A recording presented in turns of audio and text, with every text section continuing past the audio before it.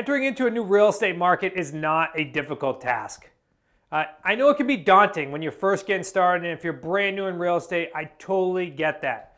We've entered into multiple new markets just with our own personal buying and selling entities. Plus, we help out associates and real estate investors enter into new markets every single week. There's a very simple formula in order to do this.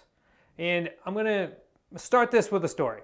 So when I first entered into the real estate business and first joined the family business with Chris and Nick, and my wife joined at the exact same time as well, we were working two major markets, Massachusetts and Rhode Island. But we knew in order for us to hit our goals that we had to enter into a new market. And it was actually my mother-in-law, Kim, who actually suggested, hey, Connecticut's not too far away. Why don't you enter into Connecticut? So once we entered into Connecticut, we actually dramatically increased our properties, and it ended up shifting to we were holding about 75% of our properties in Connecticut, which is pretty amazing to think that before I joined, the business was around for a couple of years, and to have that dramatic shift. And what we did is exactly what we teach our students to do. What we simply did was we went ahead and we got a lead source. So once we went into our market, or once we identified a market, we said, how do we now look for leads? How do we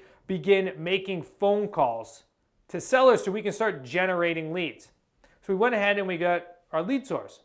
If you're not currently inside one of our programs, then I would highly recommend that you go to smartrealestatecoach.com/my+leads. That has been our lead source for over 8 years and is our bread and butter to get for sale by owners and expired listings. So that's the first thing we did. We went ahead and we got listings. Next, what we did is we went ahead and assigned our virtual assistant to that market. Cultivation of leads or acquiring leads is the most time-consuming piece of your business. And if you're first getting started, it is going to be you. Or I highly recommend that you spend a good portion of your time when you first get started inside that space of acquiring leads, because it's going to allow you to really work on your scripts and increase your skill set, and then help you put systems into place. So we went ahead and we assigned our VA there. So if you don't have a virtual assistant right now and you're entering into a new market, I'm going to highly encourage you to do so. Our associates have access to our virtual assistant that has been working with us for over 8 years and has called on it has to be 12,000 properties now.